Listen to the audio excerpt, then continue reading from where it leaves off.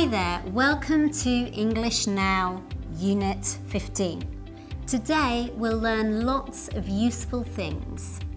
We'll talk about conditional sentences with the zero, first and second conditionals. We'll see how we use the word were. We'll learn how to say I don't know in many different ways. We'll discover 2 new words to watch. We'll talk about entertainment, theatre, music and cinema. And we'll talk about success at work. Interesting, isn't it? Let's go for it.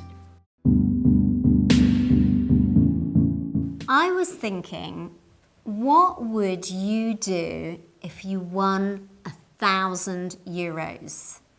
Would you buy new clothes? Would you save the money? Would you take me on holiday? I would certainly love that. We'll talk about it later. Don't miss our first unit. I would be very sad if you did. Conditionals. What is a conditional sentence?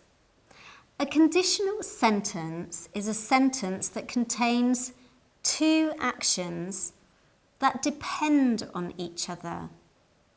They often contain the word if too. That's a good way to identify them. Today we are going to study 3 conditional types. First we have the zero conditional, which is very simple. We use the zero conditional when there is a condition that leads to an inevitable result. Like when we talk about scientific facts. And how do we make a zero conditional sentence? Very simple, with if plus present simple plus present simple.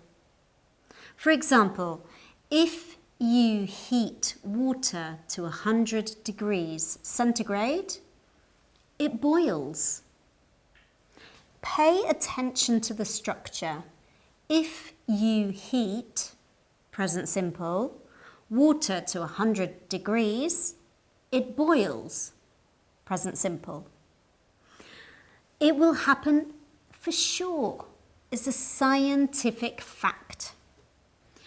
More examples of zero conditional, also in negative sentences and questions. Oh, could we play a game, Alicia? Hello. Hi, Alicia. What if I start a sentence in zero conditional and you finish it? Great, let's play. Okay, let me think. If you eat too much sugar, You get tooth decay. I'm allergic to nuts. So if I eat them, I get sick. if you touch fire, You get burnt. if the baby is hungry, He cries. if I don't eat, I don't have enough energy. he doesn't sleep if. He drinks too much tea. Exactly.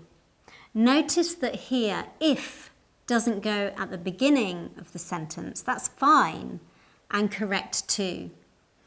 Okay, 2 more. What happens if? You don't drink enough water.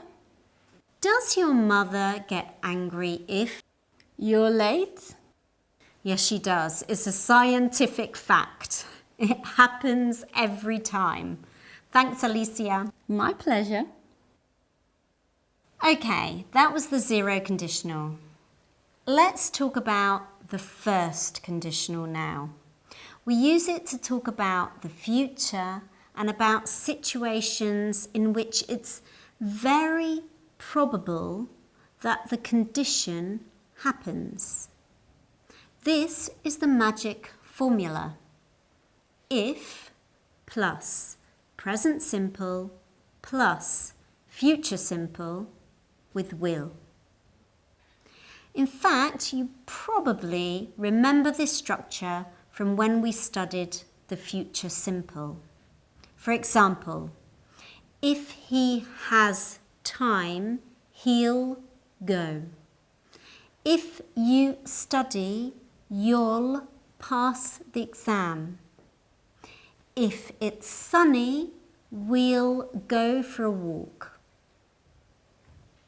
By the way, you don't need to follow a particular order. Pay attention.